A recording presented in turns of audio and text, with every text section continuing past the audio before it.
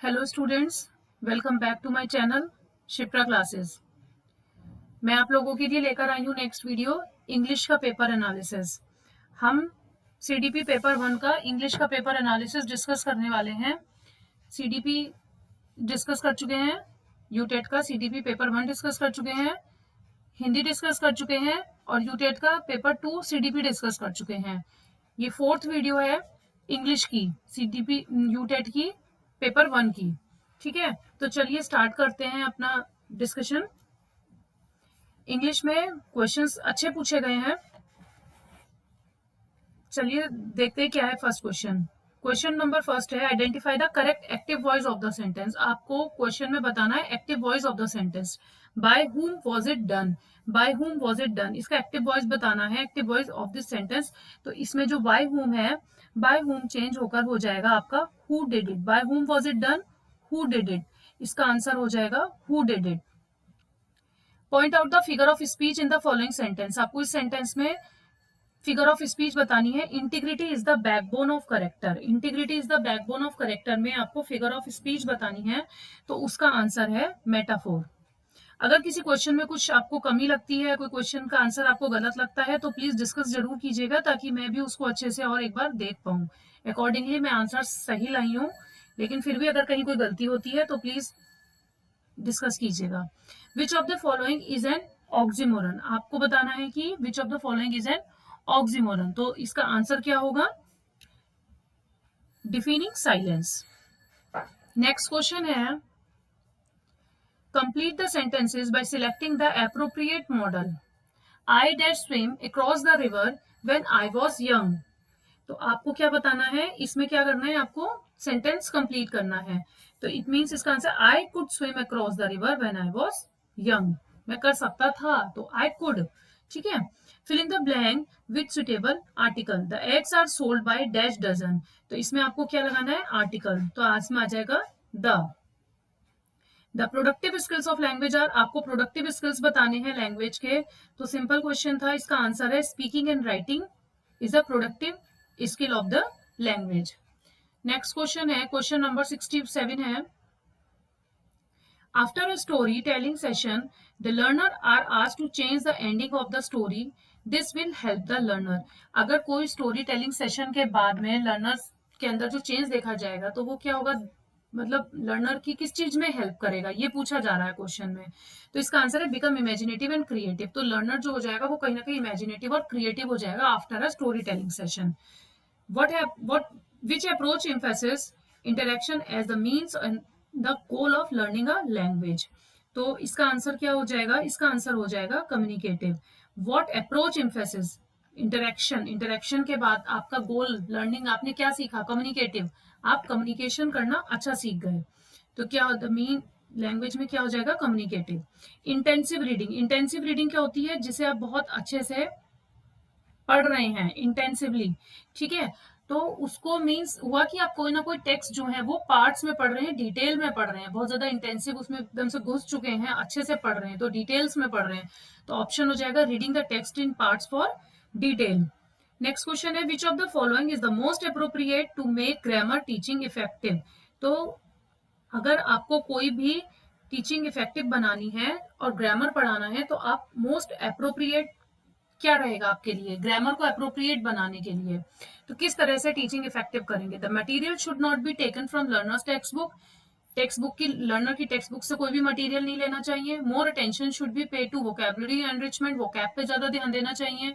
Grammar teaching should be done with lots of practice and exercise, grammar की बहुत ज्यादा practice और exercise करनी चाहिए। या फिर use of visual aids is not very effective, और विजुअल एड्स जो होते हैं बहुत ज्यादा इफेक्टिव नहीं होते हैं।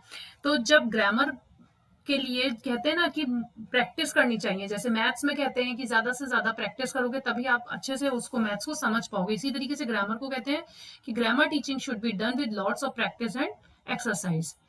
The study of words and their meanings is known as, words और उनके मीनिंग्स को हम क्या कहते हैं, उनकी स्टडी को हम कहते हैं सीमेंटिक्स। क्या कहते हैं, सीमेंटिक्स। नेक्स्ट क्वेश्चन है, अब ये पैराग्राफ है आपके पास। ठीक है, पैराग्राफ तो जब आपने एग्जाम दिया है आप सभी ने अच्छे से पढ़ा होगा, तो देखिए मैं आपके साथ सिर्फ क्वेश्चन आंसर डिस्कस करती हूँ, क्योंकि अगर पैराग्राफ पढ़ने बैठेंगे तो बहुत लेंदी वीडियो हो जाएगी।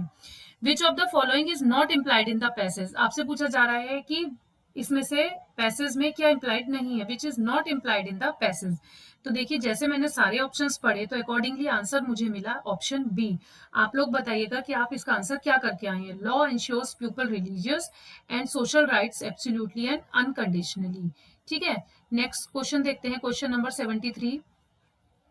They are made to secure the property of citizens against theft and damage, means that the law, इसका मीनिंग पूछा जा रहा है, help the in recovering the stolen property of the citizen, assist the citizen whose property has been stolen or destroyed, initiates process against offenders of law, या फिर safeguards pupil possessions against being stolen or lost। तो इसका answer है option D. Which one of the following statement is implied in the passage? कौन सी statement imply करती है इस passage में से? तो इसका आंसर है the police check the citizens whether they are good और bad from violating the law. तो इसका आंसर है D. Which of the following statement expresses most accurately the idea contained in the first sentence? इसका answer है it is the job of the army to ensure internal peace of at all times. ठीक है, next question. Out of the following which one has the opposite meaning of the word रीस्ट्रेन? रीस्ट्रेन, इस passage में रीस्ट्रेन का opposite word पूछा गया है जिसका meaning है अनकंट्रोल। अब आपके पास एक पैराग्राफ और था जिसमें हम बात की गई है बेबी की टेक केयर की, कि बेबीज की टेक केयर पे एक रिसर्च की गई है, 4 ईयर स्टडी हुई है इन्फेंट्स पर टेस्टिंग सेंटर्स में, फ्रांसिस्को में, कैलिफोर्निया में। ठीक है, तो उससे रिलेटेड क्वेश्चंस पूछे गए हैं। Baby is likely,